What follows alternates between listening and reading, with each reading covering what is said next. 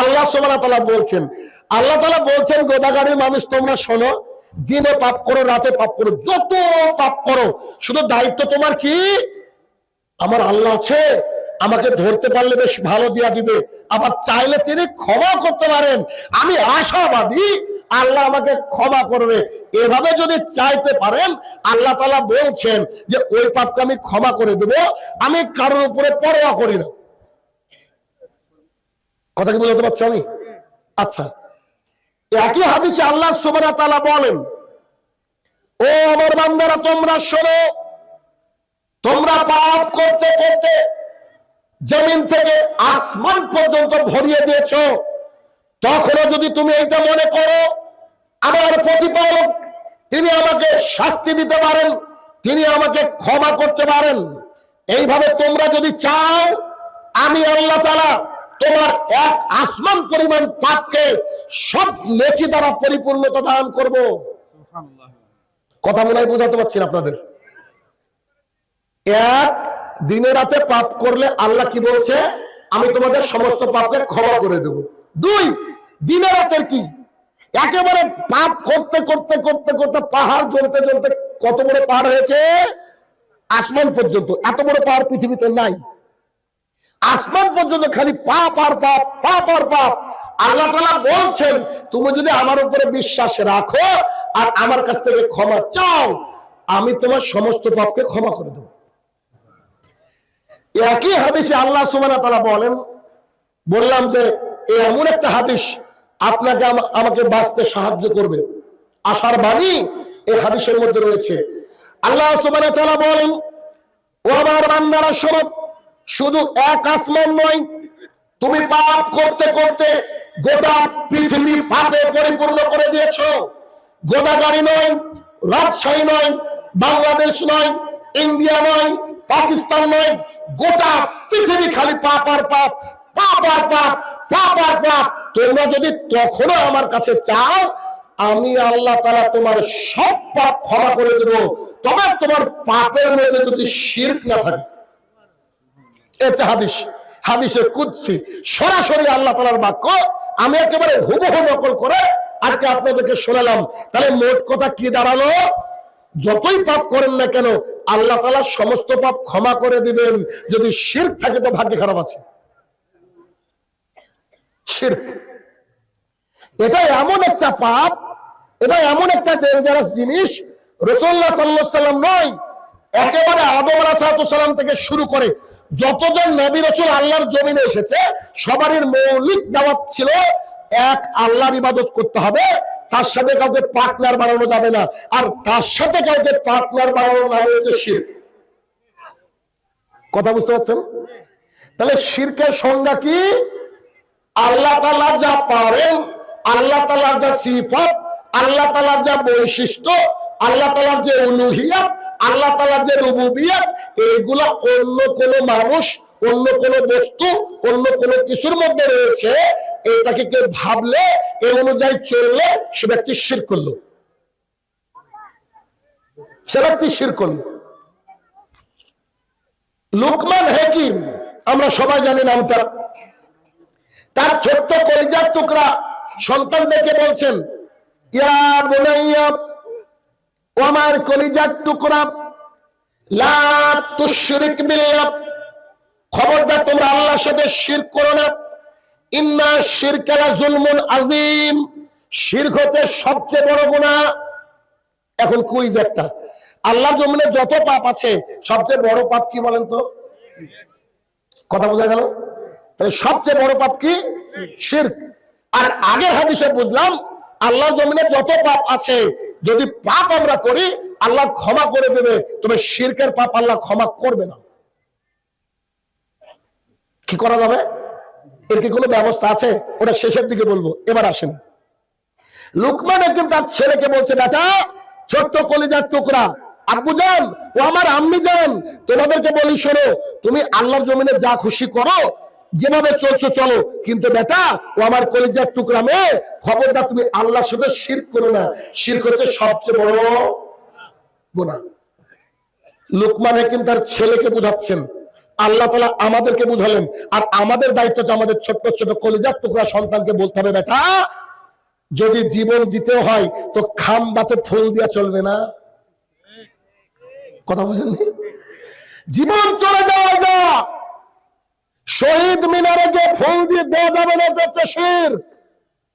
যদি আল্লাহর জমিন নেই, যদি এই বাংলাদেশ নেই, আল্লাহর জমিন থেকে কেউ বের করে দেওয়ার চেষ্টা করে, বেরিয়ে যেতে রাজি, অর্থাৎ মৃত্যুবরণ করতে রাজি, তবুও খাম্বা পূজা করতে রাজি নয়। একজন ব্যক্তি কষ্ট করে বলছে যে আমাদের হিন্দু ভাইরা পুজো করে তাদের মাবুদকে, নিজে হাতে মূর্তি বানায় তারপরে পুজো করে, আর আমাদের শাহজালাল সিলেটি রহমতুল্লাহের ভক্তরা কবরে যে শুয়ে আছে তার পুজো করে। মানে চন্ডিতা দাস আর আব্দুর রহমান দুজনই সেম, আর দুর্গা ও দরগা, কোন পার্থক্য নাই। যদিচ আমাদের আল্লাহর জমিনের বেশিরভাগ মানুষই তাদের ধর্মগ্রন্থ পড়ে না। কেমন? আমরা মুসলমান হয়ে আমাদের কোরআন এবং সুন্নাহ পড়ি না। যদি কোরআন এবং সুন্নাহ পড়তাম তো আল্লাহর জমিনে এরকম শিরকি কর্মকাণ্ড থাকতো নাকি? একটা উঁচু কবর থাকতো নাকি? আস্তানা মাজার এগুলো থাকতো নাকি? থাকতো না।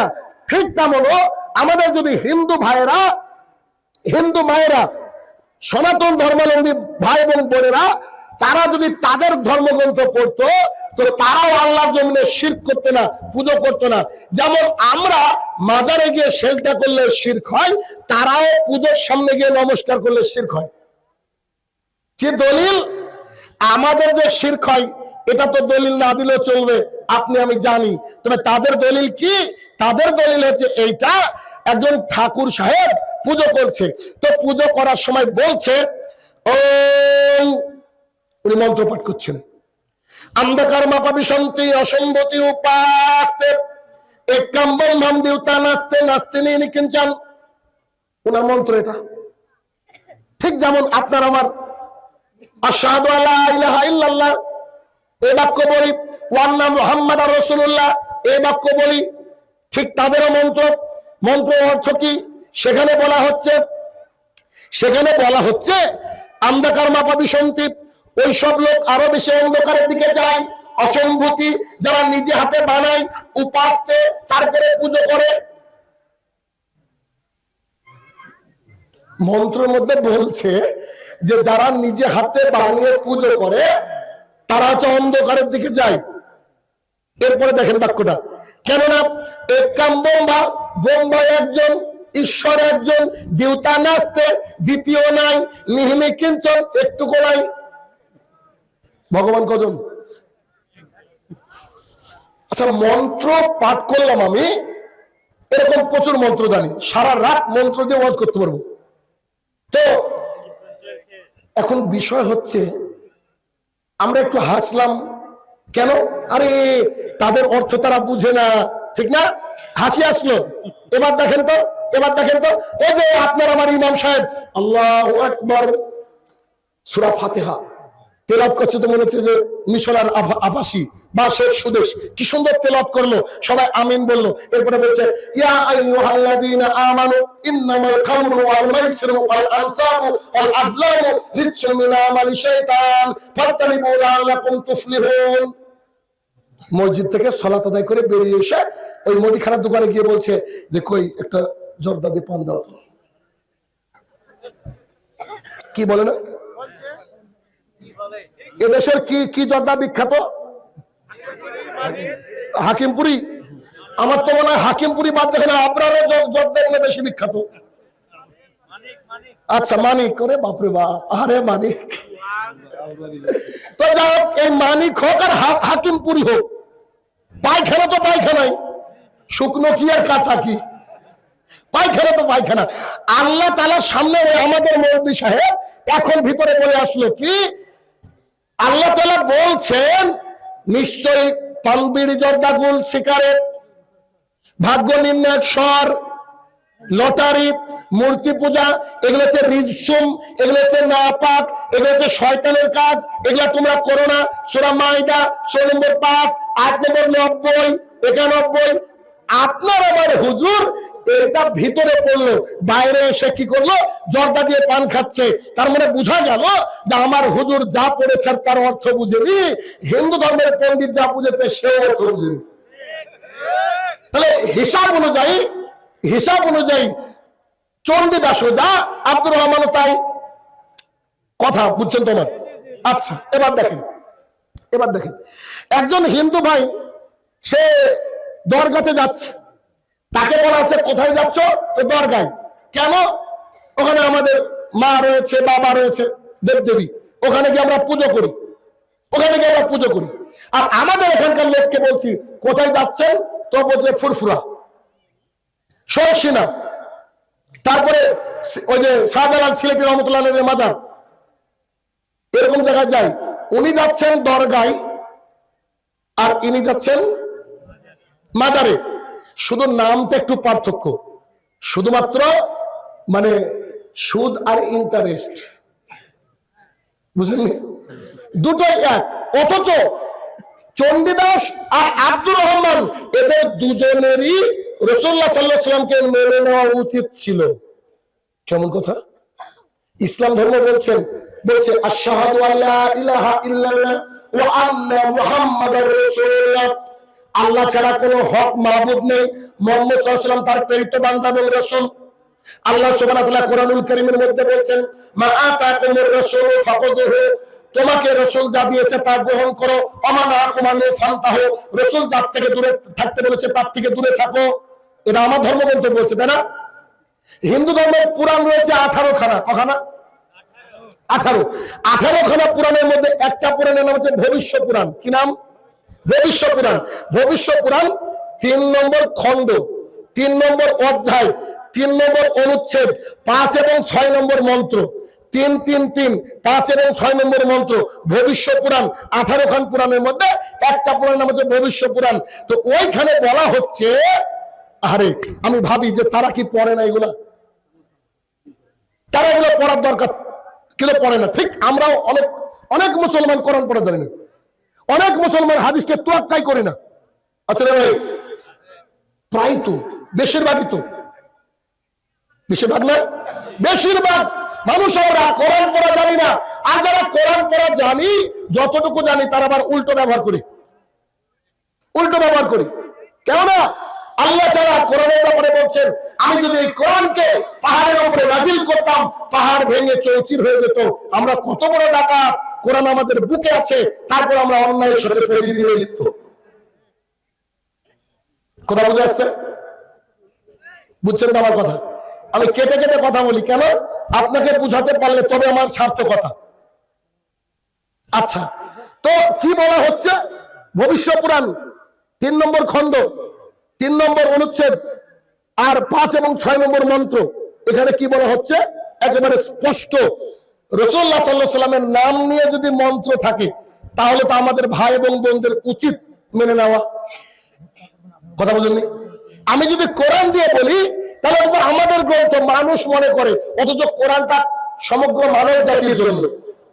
যদি কোরআনটা খালি মুসলমানের জন্য হতো, আল্লাহ তাআলা বলতেন ইয়া আইয়ুহাল্লাযীনা আমানু, আল্লাহ তাআলা বহুবার বলেছেন ইয়া আইয়ুহান নাস, ও মানব সকল। তার মানে কোরআন মুসলমানদের বাবার সম্পত্তি নয়, কোরআন সমগ্র মানব জাতির জন্য সংবিধান, সমগ্র মানব জাতির জন্য। ইহুদি, খ্রিস্টান, জৈন, পারসি, আল্লাহর জমিনে যত ফিরকা রয়েছে, 4000+ ধর্ম রয়েছে, 4000+ মানুষের জন্য একটাই সংবিধান, সেটা হচ্ছে কোরআনুল কারীম। কিন্তু আমরা সম্মান করি, আমরা বুঝি, আমরা মনে করি আমাদেরই কোরআন, এরকম মনে করি। ইহুদি খ্রিস্টানরা তাদের ধর্ম আলাদা বানিয়ে নিয়েছে, পারস্যরা তাদের ধর্ম আলাদা বানিয়ে নিয়েছে, কত জৈনরা তাদের ধর্ম আলাদা বানিয়ে নিয়েছে। ওখানে স্পষ্ট। তাহলে আমি কিন্তু আপনাদের ভীষণটাকে ক্লিয়ার করতে চাইছি, একেবারে স্পষ্ট ক্লিয়ার করতে হবে। কারণ একজন চণ্ডীদাস সে দরগায় গিয়েছে বা তাদের ধর্মীয় স্থানে গিয়েছে, তাই সে জাহান্নামে যাবে, কেউ আল্লাহ তাআলা বলছেন ইন্না দীনা ইনদাল্লাহি ইসলাম, আমার কাছে একমাত্র মনোনীত ধর্ম ইসলাম। তার মানে হিন্দু জাহান্নামে যাবে, খ্রিস্টান জাহান্নামে যাবে, ইহুদি জাহান্নামে যাবে, পৃথিবীর যত ফিরকা রয়েছে সবাই জাহান্নামে যাবে, একমাত্র মুসলমানরা জান্নাতে যাবে। যদি তাই হয় তাহলে আপনাকে কি মেনে নিতে হবে? আশহাদু আল্লা ইলাহা ইল্লাল্লাহ ওয়া আন্না মুহাম্মাদার রাসূলুল্লাহ, এটুকু মেনে নিতে হবে, এটুকু মেনে নিতে হবে। অথচ আল্লাহর জমিনে আমরা চলি, পড়ি, দেখি, শুনি, কিন্তু এটাকে আমরা অতটা গুরুত্ব দিই না। কিন্তু এটা আমাদের একবারের জীবন, আবার আমাদেরকে দুনিয়াতে ফিরে আসবো এমন কোন ঘটনা ঘটে না। ইসলাম ধর্মের হিসাবে তো ঘটে না। অন্যান্য হিন্দু ধর্মের মতে কেউ কেউ বলে যে সংস্কার নামে একটা বিষয় রয়েছে, যে তারা যদি মারা যায় আবার নাকি জন্ম গ্রহণ করে, আলাদা হিসাব। কেউ কুকুর, ছাগল, ভেড়া ইত্যাদি পশু হয়ে ইত্যাদি হয়ে জন্মগ্রহণ করে। কিন্তু আমাদের কি কোনো চান্স আছে? যদি চান্স থাকতো তাহলে তো কাজ হতো ভাই। কবরের 2-4টে বাড়ি খেয়ে, ফেরেস্তার বাড়ি খেয়ে উঠে গিয়ে বলতো যে আমার বাড়ি মসজিদের মধ্যে আজকে থেকে। ফজরে যদি চারা না পায় ভাগ্যে খারাপ আছে। কিন্তু আমাদের মুসলমান সমাজ আজকে একেবারে মানে কি বলবো, একেবারে অতল তলে তলিয়ে যাচ্ছে। অথচ এটা হচ্ছে পৃথিবীর শ্রেষ্ঠ জাতি। রাসূল সাল্লাল্লাহু আলাইহি ওয়াসাল্লামের জামানাটাকে বলা হয় মানে মানে জাহালাতের জামানা, অজ্ঞতার জামানা, নোংরামির জামানা, বর্বরতার জামানা। তিনি আসলেন, তার সাথে আসলে কোরআন, গোটা সমাজকে তিনি আলো জ্বালিয়ে দিলেন কোরআনের মাধ্যমে। ওই কোরআনটা আমাদের বাড়িতে নাই কি আছে না? ওই কোরআনটা আমাদের বাড়িতে আছে, কিন্তু দুঃখের বিষয় কি ওই কোরআনটা আমরা খুলে পড়ে অর্থ বোঝার চেষ্টা করি না। বলছিলাম যে ভবিষ্যৎ কোরআনের মধ্যে রয়েছে একেবারে রাসূলুল্লাহ সাল্লাল্লাহু আলাইহি ওয়াসাল্লামের নাম ধরে বলা হচ্ছে। বাক্যটা কেমন? এরকম রয়েছে যে শেষ জামানায়, কলিযুগ, শেষ জামানায় একজন ব্যক্তি আসবে, তার সাথে থাকবে তার শিষ্যরা। বলি মন্ত্রটা নাকি এরকম আছে, মুহাম্মাদিত খ্যাত শিষ্য শাখা সমন্বিত নিপশ্চাৎ মহাদেবা মরুস্থল নিবাসী নম। হুবহু বাক্য, হাজার হাজার লোক দেখছে, ইন্টারনেটে যাচ্ছে, খালি একটা বাক্য এদিক ওদিকে হলে বলবেন শায়নুর রহমান বক্তৃতা দিবে না। 5 এবং 6 নম্বরে এই শ্লোকটাই রয়েছে। কি বলছে? আপনাকে বাংলাটা বলে দিই। মোহাম্মদ ইতি খ্যাত, চিঠি লিখতে গেলে ইতি কোথায় লিখেন? শুরুতে না শেষে? ইতি মানে শেষ। মোহাম্মদ নামের একজন ব্যক্তি ইতি খ্যাত, শেষে আসবেন বিখ্যাত ব্যক্তি। সমস্ত নবীদের সর্দার যিনি, সমস্ত নবীদের ইমাম যিনি, আল্লাহ তাআলার সবচেয়ে ভালোবাসার পাত্র যিনি, তিনি কি বিখ্যাত নন? তিনার নাম কি মোহাম্মদ নয়? তাহলে কি বলা হচ্ছে? যে মোহাম্মদ ইতি খ্যাত শিষ্য শাখা সমন্বিত, তার সাথে থাকবে তার শিষ্যরা। আবু বকর রাদিয়াল্লাহু তাআলা আনহু, উসমান রাদিয়াল্লাহু তাআলা আনহু, ওমর রাদিয়াল্লাহু তাআলা আনহু, তিনার সাথে শিষ্যরা ছিল কিনা? শিষ্য শাখা সমন্বিত, তার সাথে তার শিষ্যরা থাকবে। নিপশ্চাৎ মহাদেবা মরুস্থল নিবাসী নম। মরুস্থল মানে মরুভূমি। ওই মহাদেবকে নমস্কার, যে মহাদেব মরুভূমির মধ্য থেকে উঠে আসবে। সুবহানাল্লাহি ওয়া বিহামদিহি। একেবারে স্পষ্ট রয়েছে তাদের ধর্মগ্রন্থে, এবং কোথায় আছে তাও বলে দিলাম। কত রেফারেন্স দেব আবার। এখানে রয়েছে যে এই ব্যক্তিকে তোমরা কি করো? মেনে নে। এই ব্যক্তিকে অনেক মন্ত্র আছে, ওদিকে যাব না। বলছিলাম যে আদম আলাইহিস সালাম থেকে শুরু করে রাসূলুল্লাহ সাল্লাল্লাহু আলাইহি ওয়াসাল্লাম পর্যন্ত সবাই একটা দাওয়াত দিয়েছে মানুষকে, যে মানুষকে শিরক করা থেকে দূরে থাকতে হবে। একেবারে স্পষ্ট কথা শুনে নেন। আমরা লুকমান হাকিমের উপদেশ থেকে বুঝলাম শিরক হচ্ছে সবচেয়ে বড় পাপ। আচ্ছা, আমি আমার ভাষায় একটা শিরকের সংজ্ঞা করেছি, আমার ভাষায় একটু শোনায় আপনাকে, তাহলে বুঝতে পারবেন শিরক কি। ধরেন আপনার বয়স হচ্ছে 7 বছর। কত বছর? 60। তো যার 60 বছর বয়স, আমি আশাবাদী 40 বছর তো ইবাদত করেছেন উনি, 20 বছর বাদ থাকলেও 40 বছর ইবাদত করেছেন। এই লোক তাহাজ্জুদ আদায় করে, এই লোক দান সাদাকা করে, 5 ওয়াক্ত সালাত আদায় করেই এই ব্যক্তি 8 লক্ষ টাকা অনেক কষ্ট করে জোগাড় করেছে। জোগাড় করার পরে মক্কাতে গিয়েছে হজ করতে। এখানে একটু দাঁড় করাই, এবার একটা হাদিস বলি। আব্দুল্লাহ ইবনে মাসউদ রাদিয়াল্লাহু তাআলা আনহু বলেন, রাসূলুল্লাহ সাল্লাল্লাহু আলাইহি ওয়াসাল্লাম বলেছেন, কারোর হজ যদি কবুল হয়ে যায় তার একটা নেকি জান্নাত। কথা বুঝলেন? হজ কবুল হলে কি নেকি? জান্নাত। আচ্ছা, এবার আগের অংশ শুনেন। ওই লোকটা আব্দুর রহমান সৌদি আরবে গেল, হজ করলো, জীবনে কিছু পাপ করেছিল, কথার কথা এই লোকের হজ কবুল হয়ে গেল। এখন যদি মারা যায় কোথায় যাবে? জান্নাতে যাবে। তার মানে ওর হজটা কবুল হয়ে গেল। এই জন্য পাবলিক দেখবেন কি চালাক, আল্লাহর সাথে বাটপারি করে। হজ করতে গেলে দেখবেন নিজের টাকাতে করে না, বাপের জমি বিক্রি করে।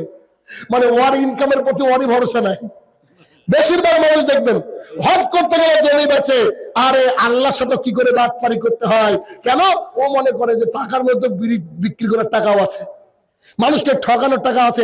এত বড় ইবাদত করবো, যদি না কবুল হয়, তোমার বাপ খাঁটি ছিল, বাপের আমি জমিটা বিক্রি করি, ইনশাল্লাহ আমার হজ হবে।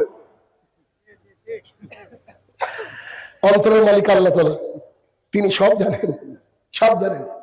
তো সেই ব্যক্তি এবার শাহজালাল ইন্টারন্যাশনাল বিমানবন্দরে নামলেন, বাংলাদেশের বুকে। নামার পর কিছু লোক ওরস করবে, সামনে বাবার ওরস। তো ওরস করার জন্য কিছু লোক দাঁড়িয়ে বলছে, যারা কোথায় গিয়েছিলেন? হজ করতে। বেটা, আমাদের ওরস হবে, ওরসও যা পূজাও তাই। ভালো করে বুঝবেন, ওরসও যা পূজাও তাই। আমাদের ওরস হবে, আমাদের পুজো হবে, আপনি কিছু দিয়ে যান। তো চাচা ভাবছে, আরে কিছুই তো নাই, দেখি তো। এই পকেট খুঁজছে, খুঁজে খুঁজে খুঁজে, হ্যাঁ পেয়েছি, 5 টাকা। এই আমার কাছে ছিল 5 টাকা, বুঝলেন? এখন এই 5 টাকা ক টাকা খরচ করে হজে গিয়েছিল?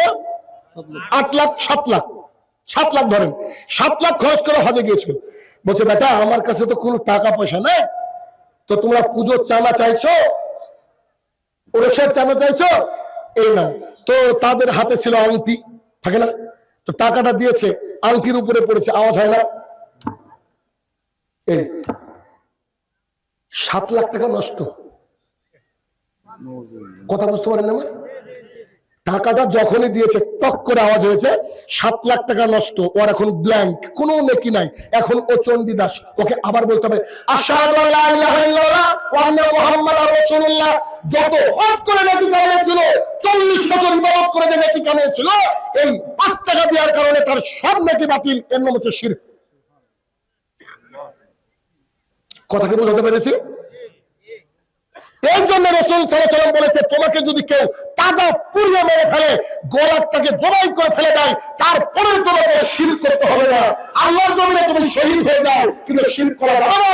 অথচ আপনার সন্তানরা এই যে 16 তারিখ 21 তারিখ কত কত তারিখে গিয়ে শহীদ মিনারে খুন করে দেয়, এরা শিরক করে, এরা কেউ মুসলমান নয়। এদেরকে তওবা করে ফিরে আসতে হবে। কোরআন আপনাকে পারলে গুলি করেন, আপনি শিরক করে নেন, আমি মরে যাব এই গোদাগাড়ির মাটির উপরে, তবে আমি শিরক করব না ইনশাআল্লাহ। এরকম নিতে হতে হবে মুসলমানের। রাসূলুল্লাহ সাল্লাল্লাহু আলাইহি ওয়াসাল্লাম থেকে শুরু করে, মানে উনি শেষ, আর আদম আলাইহিস সালাম থেকে শুরু করে সববার একটাই দাওয়াত ছিল, যে কোনো মূল্যে মানুষকে শিরক থেকে দূরে রাখার জন্য।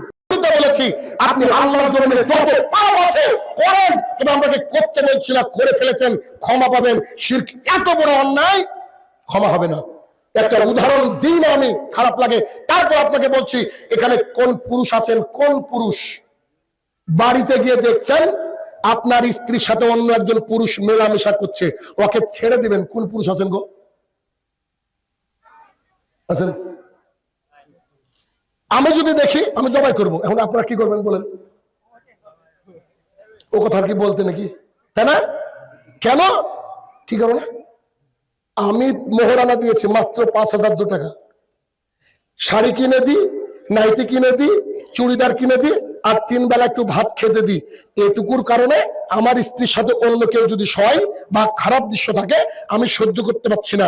আল্লাহ তাআলা আপনাকে আমাকে তৈরি করেছে, অক্সিজেন দিয়েছে, সূর্যের আলো দেয়, সবকিছু ফ্রি দিয়েছে, সেই আল্লাহ যা পারে আর ওই বাবাও তাই পারে। এটা যদি কেউ মনে করে আল্লাহর বোধহয় খুব ভালো লাগে। আল্লাহ কি ভালো লাগবে? আপনি আমি যদি এই কারণে খুন করে ফেলে, জবাই করে দিই, আল্লাহ তাআলা কি করবেন আমাদের সাথে বুঝতে পারছেন? আপনি অনুমান কি করতে পারছেন? শিরক আল্লাহর জন্য সবচেয়ে বড় মহা অন্যায়।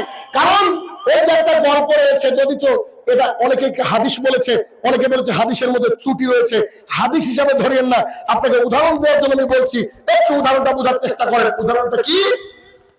2 বন্ধু রাস্তা দিয়ে যাচ্ছিলেন, 2 বন্ধু রাস্তা দিয়ে যাচ্ছে, এক মাজারের কাছে মানুষ কি চাইছে, ওই যে কি বলে, চাঁদা চাইছিল। তো চাঁদা চাইছিল, চাঁদা চাওয়ার সময় বলছে কিছু দিয়ে যান, বলছে দেখেন কিচ্ছু নেই, পকেটে কিচ্ছু নাই। তো বলছে একটা যদি মাছিও দরকার হয়, একটা মাছি মারেন তারপরে দেন, এই সাইড দিয়ে পার হওয়া যায় না।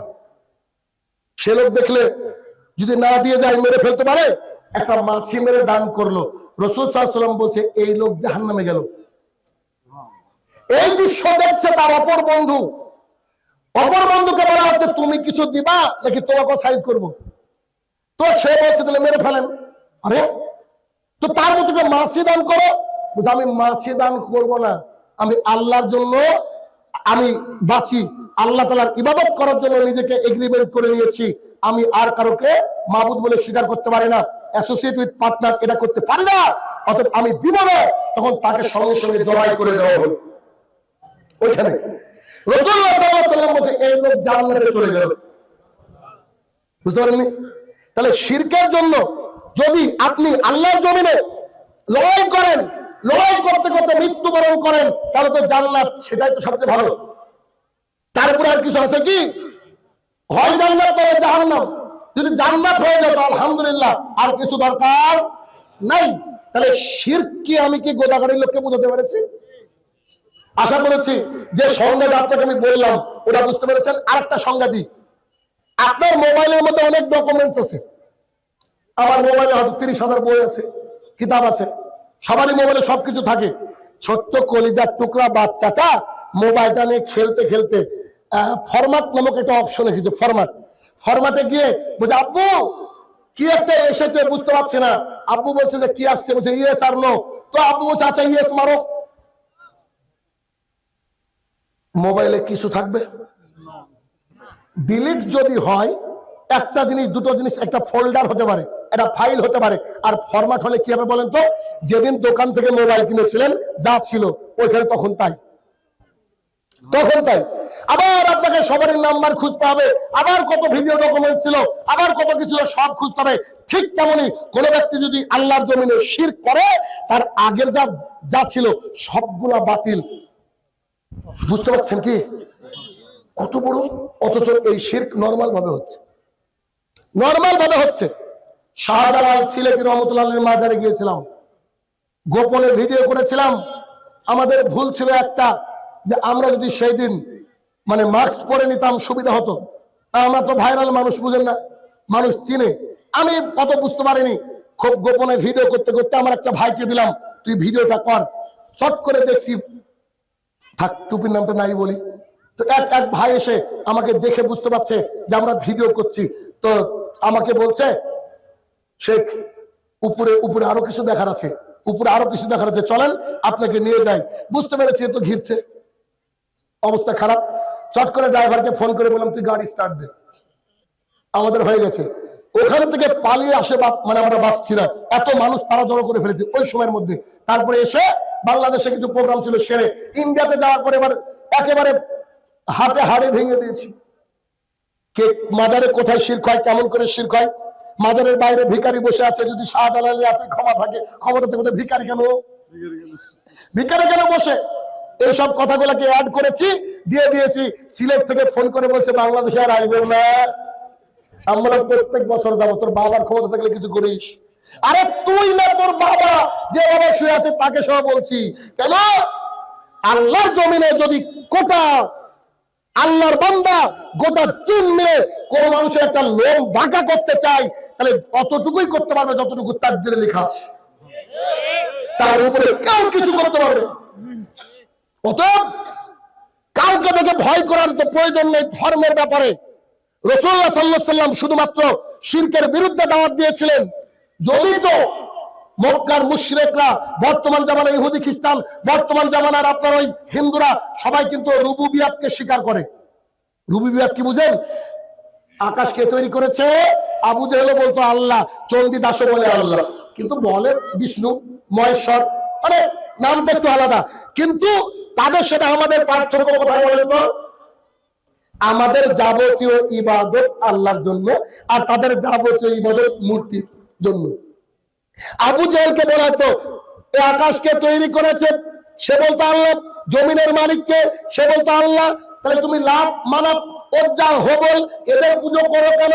তো তারা আজকে জামানার পীরের মতো কথা বলতো, আমরা আম পাবলিক, আমাদের কথা আল্লাহ শুনবে না, এই জন্য আমরা তাদেরকে মাধ্যম বানিয়েছি। ঠিক পীরের সিস্টেম এটা, বুঝেছেন কথা? দেখেন, সবচেয়ে আশ্চর্য লাগে আল্লাহর জমিনে শিরক কি করে শুরু হয়েছে। আপনাকে নতুন ঘটনা বলি। শিরক হয়তো অনেকে জানেন না যে শিরক কেন আসবে। আদম আলাইহিস সালাম দাওয়াত দিয়ে গিয়েছেন, তারপরে কে এসেছিলেন? নূহ আলাইহিস সালাম।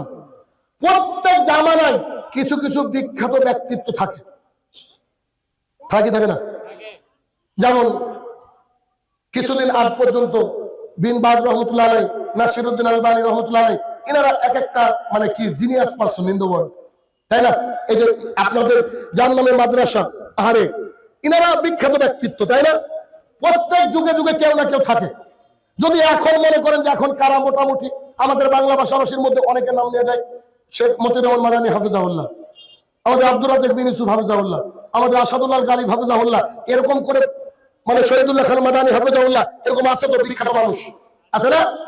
যুগে যুগে কিন্তু ভাই বিখ্যাত মানুষ থাকে। যেমন আমি বলি, আমাদের যে মসজিদ, আমরা শিরকের উর্বর জমিতে তাওহীদের চাষ করেছি। আমার এলাকার কথা বলছি।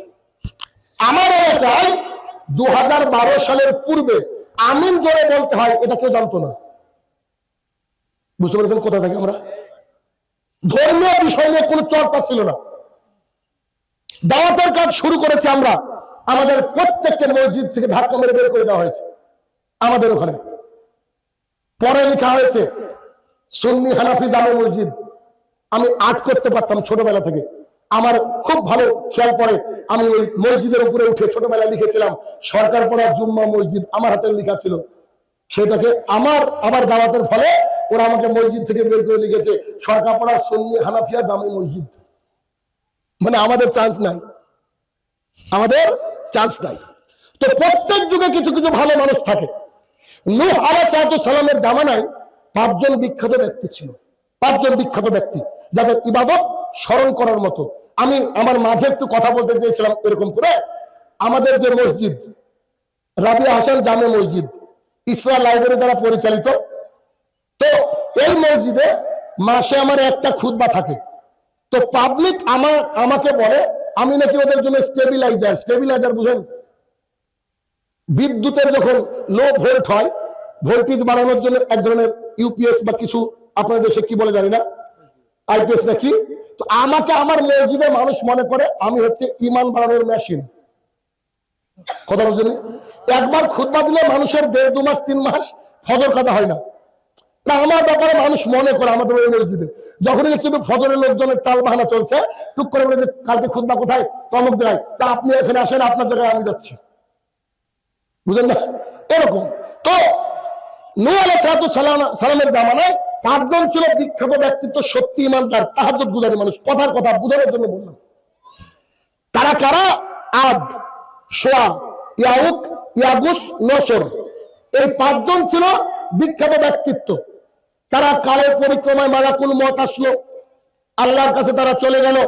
তারা মারা যাওয়ার পর চর্চা হতে লাগলো, আরে কে ইমানদার মানুষ ছিল, আদ, সোয়া, ইয়াউক, ইয়াগুস, নসর, এরকম করে ইবাদতের কথা বলতে লাগলো। যেমন কয়েকদিন আগে বল্লা টাঙ্গাইলে প্রোগ্রাম করলাম। বাংলাদেশের যিনি বাংলাদেশের জন্ম দিয়েছেন কাফিয়াল কুরাইশি রহমতুল্লাহ আলাইহি তিনার হাতে প্রতিষ্ঠিত সেই মসজিদ, ওখানে আমি ছিলাম। তো সেদিন জিকির করছিলাম তার ব্যাপারে, এবং তার ব্যাপারে আমাদের কনসেপ্ট এইরকম, যিনি ইমাম বুখারী, তিনি প্রত্যেকটা হাদিস লেখার পূর্বে 2 রাকাত করে সালাত আদায় করতেন। যেমন আমরা আজকে চর্চা করছি, এই 5 জন ব্যক্তির ব্যাপারে সবাই চারিদিকে চর্চা করতে লাগলো। চর্চা করতে করতে করতে নূহ আলাইহিস সালাম চলে গেলেন আল্লাহর জমিন ছেড়ে। আল্লাহ সুবহানাহু ওয়া তাআলা নবী রাসূলকে পাঠাবেন, ঠিক এমন অবস্থায় শয়তান আম পাবলিককে বলতে লাগলো, এই শোনো, তোমরা জানো আদ শোয়া ইয়াগুস নসর এরা বিখ্যাত ব্যক্তিত্ব, তাদের ইবাদত ছিল বিশ্বজোড়া। লোকজন বলছে হ্যাঁ আমরা জানি। শয়তান বলছে তাদের মূর্তি তৈরি করো। তখন শয়তানের উল্টে কি বলছে দেখেন, না না না, ইবাদত করার জন্য না, তাদের মূর্তিগুলো তোমরা তৈরি করো, মোড়ে মোড়ে রাস্তার পাশে বিভিন্ন জায়গায় প্রতিস্থাপন করো। তোমরা যখন ওই দিক দিয়ে যাবে, তাদের চেহারা দেখলে তোমাদের ইবাদতের গতির কথা মনে পড়বে। দেখছেন শয়তান কি করে ই করছে, তোমাদের গতির কথা মনে পড়বে। তখন মানুষ বললো হ্যাঁ কথা তো সত্য, সত্য কথা, আচ্ছা ঠিক আছে তাই করি। তারা মূর্তি করলো। এরপরে অনেক যাবৎ কাল চলে গেল, আল্লাহ তাআলা পাঠালেন ইদ্রিস আলাইহিস সালামকে। তিনি আসলেন, ইদ্রিস আলাইহিস সালামের জামানা শেষ হয়ে যেতে লাগলো। তখন শয়তান মানুষকে বলছে, তোমরা কি জানো, এ দেখো কিতাব আদ শোয়া ইয়াগুস নসর, এ দেখো এই কিতাবে তাদের নাম রয়েছে। হ্যাঁ তাই তো, তোমরা কি জানো, এ দেখো মূর্তি তোমাদের বাপ দাদারা পুজো করত। শয়তান, তোমাদের বাপ দাদারা পুজো করত। তখন লোক বলছে তাই তো, এরা দলিল আছে, যে নামগুলো পেয়েছে, তো বাপ দাদা যদি পুজো করে আমরাও পুজো করব। শুরু হয়ে গেল আল্লাহর জমিনে মূর্তি পূজা। বুঝতে পারছেন শিরক কি করে রেখেছে। আরো কষ্টের বিষয় কি জানেন, এরকম জামানা চলতে চলতে চলতে রাসূল সাল্লাল্লাহু আলাইহি ওয়াসাল্লাম আসলেন, না সরি রাসূল সাল্লাল্লাহু আলাইহি ওয়াসাল্লাম আগে এই আল্লাহর জমিনে ওই কাবা শরীফ, কাবা ঘর শরীফ তো আসলে কাবা, বাইতুল্লাহ, এই বাইতুল্লাহর মধ্যে কি করে মূর্তি আসলে দেখেন। আমর ইবনে লিহাইয়া বা লোহাইয়া নামে একজন ব্যক্তি, ওই এলাকার পরেশগার ইমানদার মানুষ। তো সে খুব ইবাদত করত। সে করলো কি, ব্যবসায় যেত সিরিয়াতে বেশি নবী রাসূল লিখেছে সামনের দিকে। তো সেখানে গিয়ে দেখছে লোকেরা মূর্তি পূজা করে। তো সে ভাবলো আরে আমাদের যে ইমানদার এরা বেশি, এদের এখানে নবী রাসূল বেশি এসেছে। সে ওখান থেকে একটা মূর্তি নিয়ে আসলো, মূর্তির নাম হচ্ছে হবল। কি নাম? হবল। তিনি মূর্তি নিয়ে আসলো, এসে কাবার মধ্যে যে স্থাপন করেছে। লোকজন বলছে তুমি এবার কি শুরু করলা? তুমি আরে আমি গিয়েছিলাম কোথায়, সিরিয়াতে, ওখানে অনেক নবী রাসূল এসেছিল, ওরা যদি করে তাহলে ওরা কি ভুল করবে নাকি? আব্দুর রাজ্জাক বিন ইউসুফের মাদ্রাসা গেলেন, ফজরে উনাকে পেলেন না।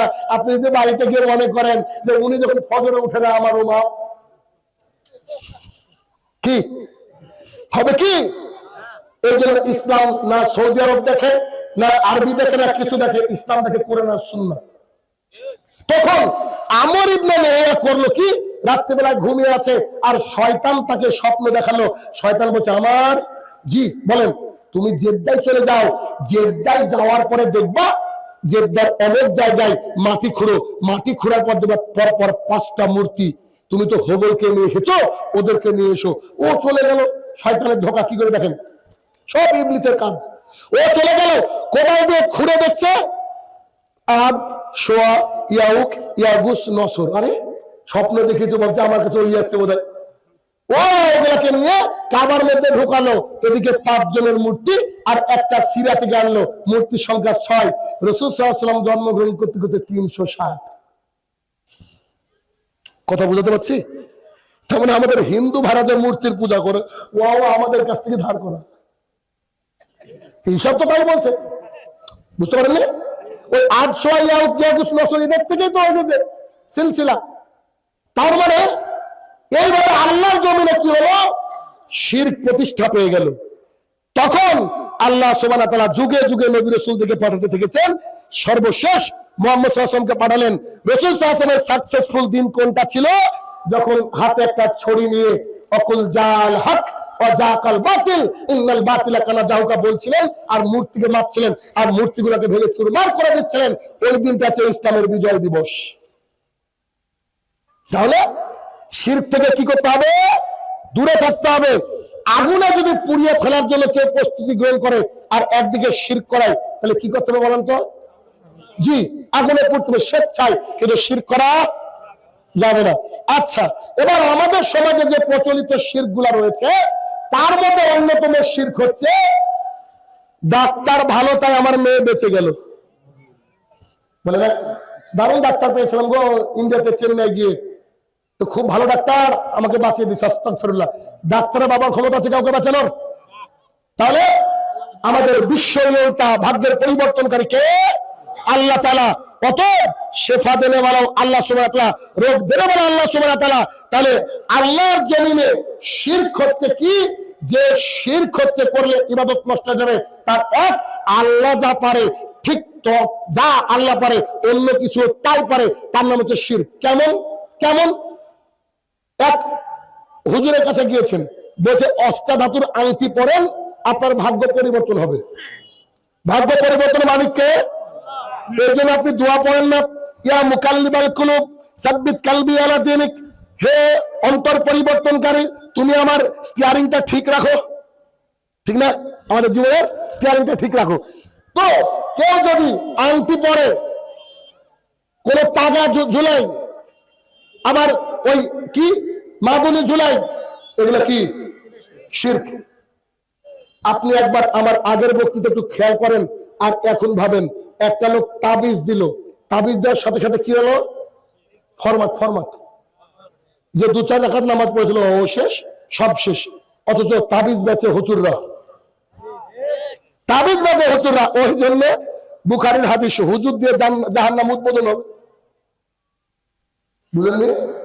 হুজুর তো জর্দা খায়, যাও তুমি মরণ একবার, বুঝতে পারবা। মুসনাদ আহমদ 4 নম্বর খন্ড 256 নম্বর পৃষ্ঠা, রাসূল সাল্লাল্লাহু আলাইহি ওয়াসাল্লাম বলছেন, মান আল্লাকা তামিমা ফাকাদ আশরাকা, কোন ব্যক্তি যদি কোনো কিছু ঝুলায়, এই ব্যক্তি শিরক করলো। শিরককারী ব্যক্তি খাস তওবা ছাড়া যদি মারা যায়, তার থাকার জায়গা জাহান্নাম। সূরা নিসা সূরা নম্বর 4 আয়াত নম্বর 48 এবং 116। আল্লাহ যা পারে অন্যজনা তাই পারে, এটা মনে করা শিরক। বউকে নিয়ে ফলের দোকানে গিয়েছেন, আঙুর নিয়েছেন, বেদানা নিয়েছেন, মৌসুম্বি নিয়েছেন, কি সুন্দর ফল। চট করে স্ত্রী বলছে, হারে কলাগুলা কত সুন্দর লাগছে, আরে 10টা কলা নেও না, বাচ্চা খুব খাবে, কলা খুব ভালো জিনিস। আচ্ছা ঠিক আছে ভাই, 10টা কলা দেন তো। তো ভাই এবার করেছে কি, কলা দিতে গিয়ে দেখছে একটা কলা সাথে একটা কলা লেগে আছে, জামা কলা, জোড়া কলা।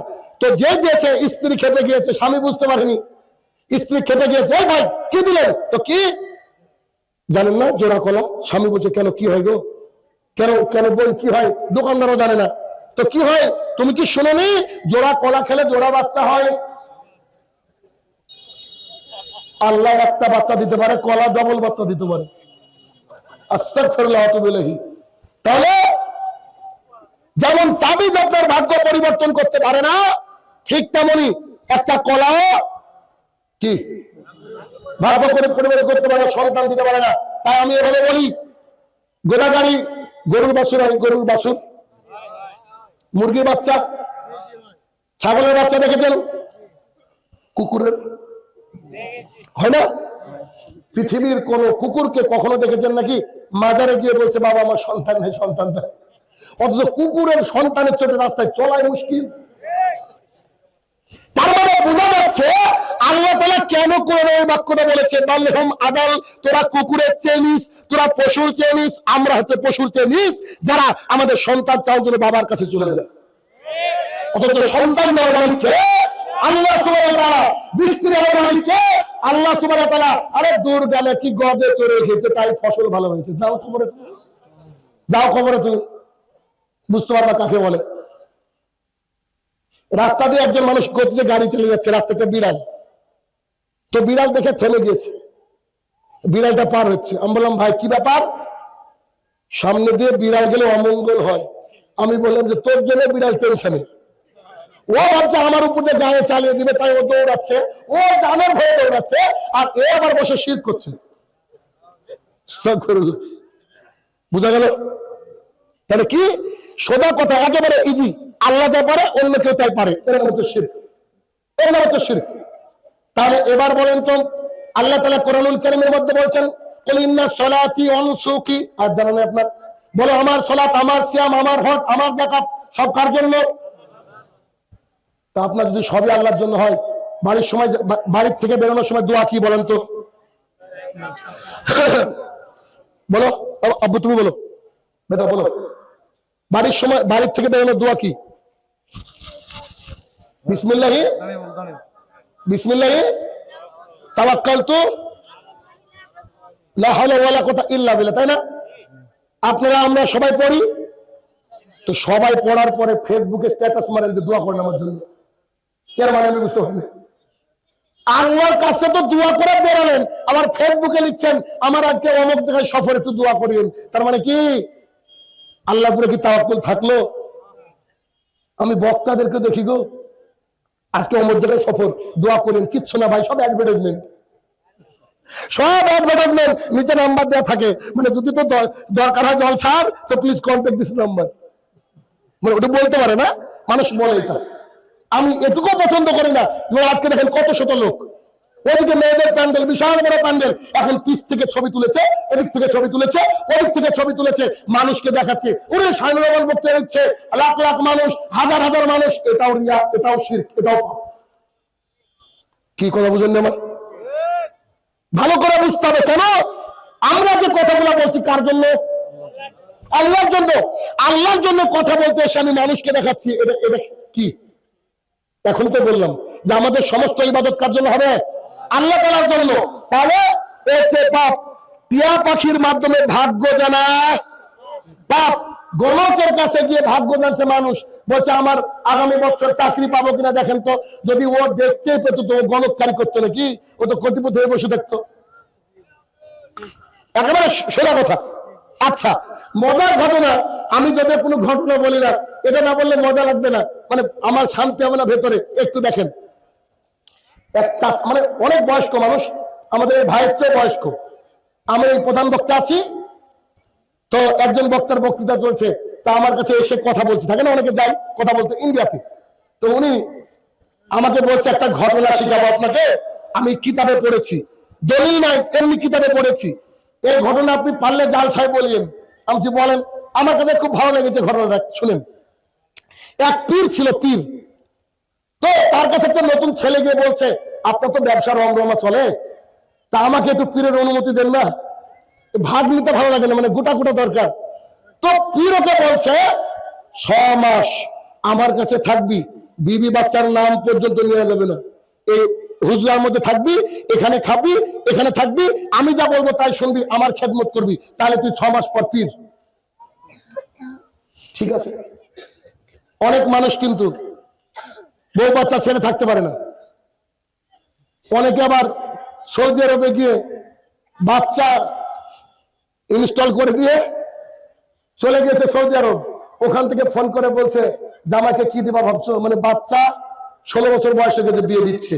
প্রচুর বাংলাদেশিকে আমি দেখেছি, আমি যখন আরবে ছিলাম, 18 বছর, 20 বছর, 22 বছর, 24 বছর যাবত করে বাংলাদেশে মানুষ সৌদি আরবে থাকে।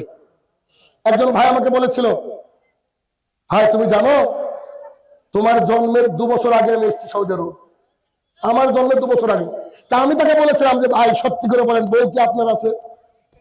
বুঝলেননি, 5 বছর 7 বছর পর পর আসে, তার মানে দেখেন তো খিদে নাই নাকি, নাকি প্যারালাইজ বুঝি না।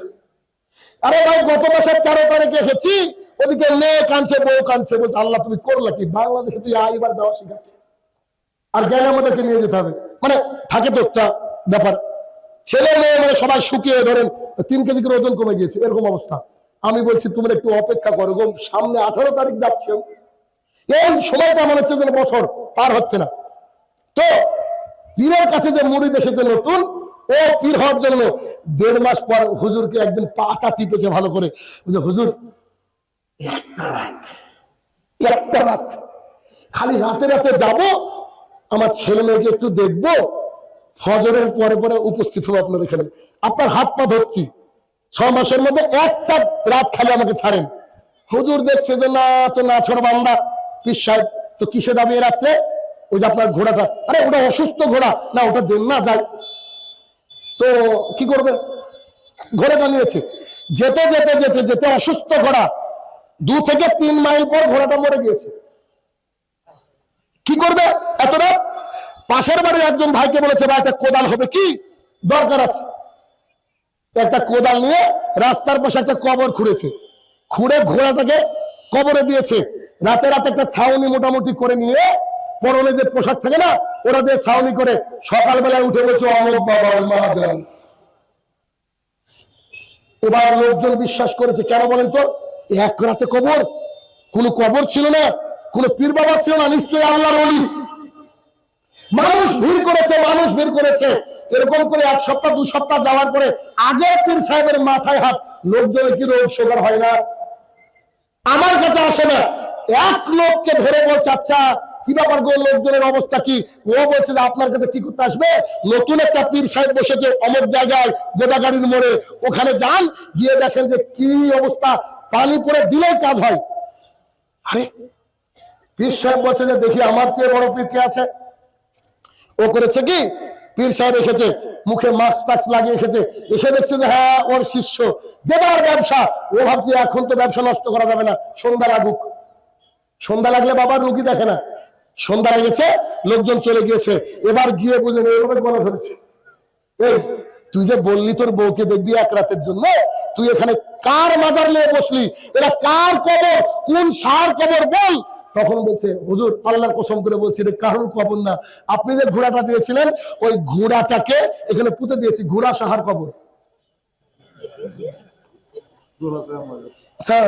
হাসেন, মজার ঘটনা তো এবার ওর পীর সাহেব বলছে তাহলে দুজনে এখানে ব্যবসা করি। হ্যাঁ করি না, ঘটনা এখানেও না। তখন ও বলছে, বেটারে তুই তোমার ছেলের মতো, কি আর বলবো, যা কামালি কামালি একদিন তো, এরপর থেকে আমার আর তো হবে। তবে একটা কথা তোকে বলি, তোকে যে ঘোড়াটা পাঠিয়েছিলাম ওর মার কবর ছিল ওইটা, বুঝতে পারেন? বুঝছো, ওর মার কবর নিয়ে আমি বসেছিলাম, আর তুই তার সন্তানের কবর নিয়ে বসে আছিস। এইভাবে আল্লাহ জমিনে সৃষ্টি হয়।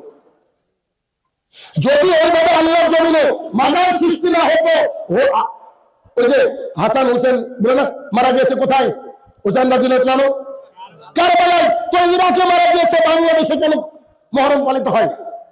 আমাদের গ্রামে, আমার বাড়ি যেখানে, আমার বাড়ির থেকে 2.5 কিলোমিটার 3 কিলোমিটার দূরে একটা জায়গার নাম হচ্ছে কারবালা। আমি ওখানে বক্তৃতা দিয়েছিলাম কিছুদিন আগে। আমি জানি আমাদের বিরোধী মানুষ মারতেও পারে, তারপরে বলেছিলাম আমি এখন বর্তমানে ইরাকে বসে বক্তৃতা দিচ্ছি, আর লোকজন খেপে একদম আগুন।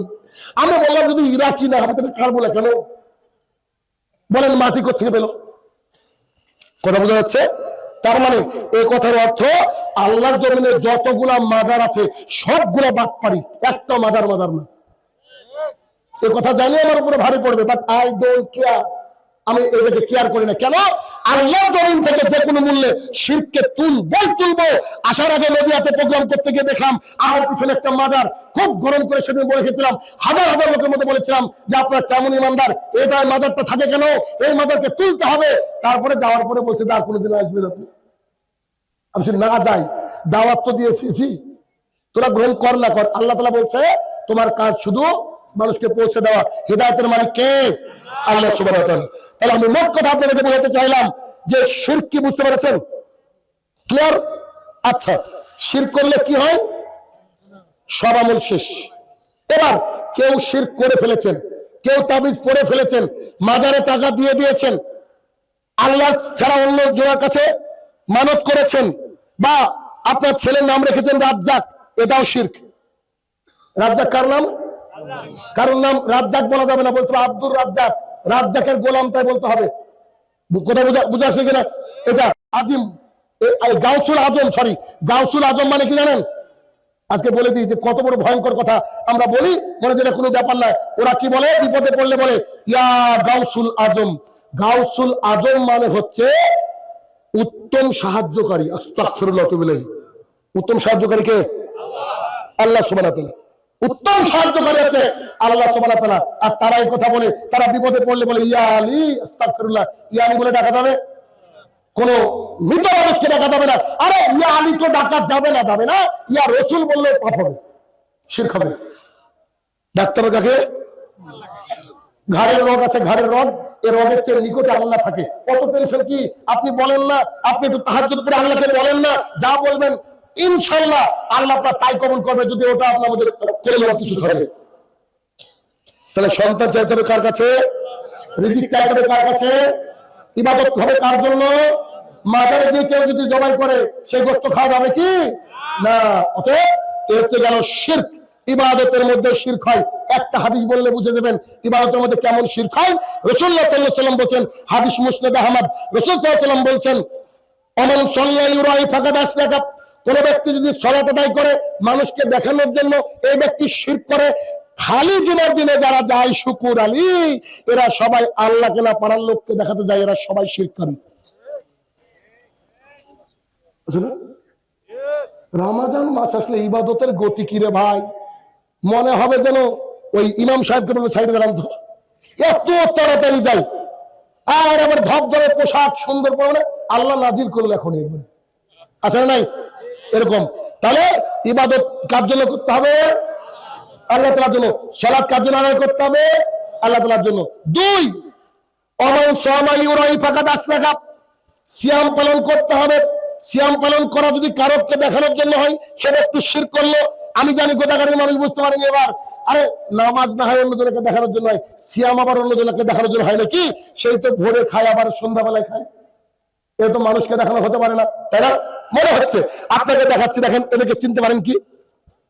হঠাৎ করে দেখছেন সাদা পাঞ্জাবি, সাদা টুপি, মাগরিবের নামাজ পড়তে এসেছে। কিছু কিছু লোককে রমজান মাসে মাঝে মাঝে দেখা যায় না? তখন আগেকার মুসল্লিরা, প্রতিদিনের মুসল্লিরা ভাবে যে বাপ রে বাপ, কি রে ভাই, কি ব্যাপার, হঠাৎ কোনো মতলব আছে নাকি? বলি কি বলি না? মনে মনে বলি। সেই ব্যক্তি যেই সালাত শেষ হয়েছে, আসসালামু আলাইকুম রাহমাতুল্লাহ, আসসালামু আলাইকুম রাহমাতুল্লাহ, চট করে দাঁড়িয়ে বলছে আসসালামু আলাইকুম। ওয়ালাইকুম আসসালাম, আগামীকালকে আমার বাড়িতে ইফতার মাহফিল পার্টি, দয়া করে আপনারা একটু সবাই যাইয়েন। নেতা গোছের মানুষ, যদিও নেতাদেরকে মানুষ সালাম দেয়, কেউ ভালোবাসে না, সব ভয়ে, যদিও এ কথা স্বীকার করা মুশকিল। তো আরে নেতা নিমন্ত্রণ করেছে, যেতে হবে, স্বাভাবিক, ঠিক আছে, ভালো, এতদূর ঠিক আছে। রাত্রিবেলায় গিয়ে ওই নেতাজি অথবা ওই ব্যক্তি যে কোনোদিন নামাজে আসে না, সে রাত্রিবেলা তার স্ত্রীকে বলছে, ও সমাজানের মা, কি গো, কি হলো? বলছি যে আজকে একটু ভোরে ডাকো। খুব জারে, তুমি কে? এই তুমি সত্যি আমার স্বামী? আমার কিন্তু বিশ্বাস হচ্ছে না। যাই, কেন? যে লোকটা সকাল 9টায়, সেই লোক বলছে আজকে 3টের সময় ডাকতে, ঘটনা কি? বলছে ওরে পাগলি, কালকের দিনে আমার বাড়িতে ইফতার মাহফিল পার্টি, ওই দিনে যদি আমি রোজা না থাকি তো লোকে কি বলবে? এই রোজা কার জন্য? আমার সামাইউরাই ফাকাদ আশরাকা, কোন ব্যক্তি সিয়াম পালন করে কাউকে দেখানোর জন্য, ওই ব্যক্তি শিরক করে। সারাদিন না খেয়ে থাকলো, শিরকের সার্টিফিকেট নিয়ে গেল। ইবাদত হবে কার জন্য? আমার তাসাদ্দাকা ইউরাই ফাকাদ আশরাকা, কোন ব্যক্তি কোনো কিছু দান করলো, কাউকে দান করলো, দান বুঝেন কিনা? কাউকে দান করলো, এই দান করলে, দান করার পরে নিজের বুকের ভিতরে একটা ইয়ে আসে, ফিলিংস, এত টাকা দান করেছি মানুষকে দেখানোর জন্য। আবার এটা বাংলাদেশে খুব হয়, বীর মুক্তিযোদ্ধা, বীর দানবীর সবগুলো জাহান্নামে যাবে, দেখে নিন আপনি। যদি বীর দানবীর এটা হবে আল্লাহর কাছে, মানুষের কাছে হবে কি? এটা হচ্ছে শিরক। কথা বোঝা গেল আমার? আমি বলছিলাম মুসলিম আমাদের হাদিস, রাসূল সাল্লাল্লাহু আলাইহি ওয়াসাল্লাম বললেন আরো একটা ভয়াবহ শিরক আপনার সমাজে প্রচলিত রয়েছে। সেটা কি? একজন বলছে যে অমুকের স্বামী মারা গেল, বাইরে ছিল, ঢাকায় ছিল, মারা গেল, সঙ্গে সঙ্গে পাড়ার মেয়েরা তার স্ত্রীকে ধরে এসে অন্যের নাক ফুলটাকে খুলে দিয়েছে। এটা হচ্ছে শিরক। আছে না এলাকায়? হিন্দুরা চুরি ভেঙে ফেলে, শীতের সিঁদুর মুছে দেয়। ওই হিন্দু আমার নীতি অনুযায়ী আমাদের মা বোনেরা তাদের স্বামী যদি মৃত্যু সংবাদ পায়, সঙ্গে সঙ্গে কি করে? নাক ফুল খুলে ফেলে। এর পেছনে রহস্য কি জানেন? এর পেছনে রহস্য হচ্ছে তারা মনে করে এটা থাকলে অমঙ্গল হবে, বা স্বামী যার নাই এটা সে পড়তে পারে না, এটা পড়েন এমনি ঠিক আছে, কিন্তু যদি এরকম করে রিলেটেড করেন তাহলে এটা হয়ে যাবে শিরক। একটা নাক ফুল এদিক ওদিক কিছু করতে পারে? বলেন তাহলে কি হয়? হয়ে গেল শিরক। যেমন খেতে বসেছেন, খেতে বসে নাকের মধ্যে ভাত চলে যায় অনেক সময়, একদম অবস্থা খারাপ হয়ে যায়, তখন দেখবেন আটটার দাদি নারীরা এরকম করে আদর করে বলে বালাই ষাট, বালাই ষাট। অনেকে বলে কিন্তু বালাই ষাট, বালাই ষাট এটা করে। এর অর্থ কি জানেন? হিন্দু ধর্মের যে 33 কোটি দেবতা আছে তার মধ্যে একটা দেবীর নাম হচ্ছে ষাট, মধ্যিন সয়াকার ট, এই ষাট।